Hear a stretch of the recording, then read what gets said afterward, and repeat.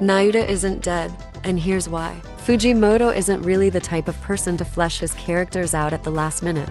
The stereotypical anime trope where characters barely get fleshed out, but right before they die they get a quick little flashback. Fujimoto often fleshes his characters out throughout the story instead of dumping it all at the finish line. Let's take a look at a few examples.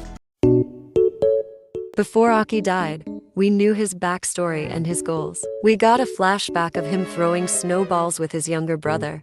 During Aki's final moments, we see his imagination and we can see him throwing snowballs with Denji. Notice how it ties back to the flashback of him having a snowball fight with his brother. Even though it's not the same scene, it feels familiar. Not to mention, Aki's death wasn't off-screen.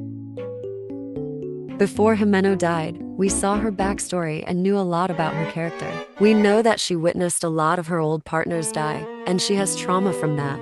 She would always tell Aki, "Don't you die, Aki." When Himeno dies, she tells the same thing, "Don't you die, Aki." Notice how this ties with the established knowledge on her character. Not to mention, Himeno's death wasn't off-screen. Some people will mention the Angel Devil and how he got off-screen. It's true that Angel got off-screened and left some readers confused. But the thing is, Angel actually got sprinkles of his backstory throughout the story before he died.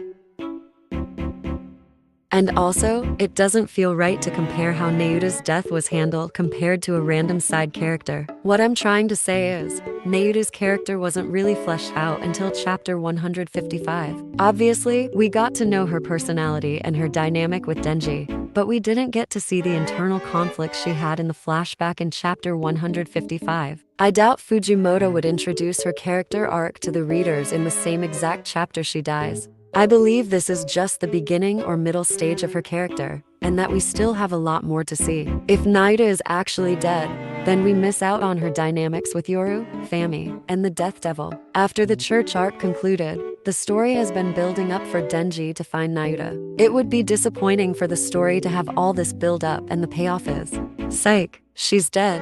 Some people have theorized that Nayuta is alive because her decapitated head doesn't have a mole under her eye. But this is not a great way to say she's still alive. Fujimoto has made many drawing mistakes, and it's possible he simply forgot to draw her mole.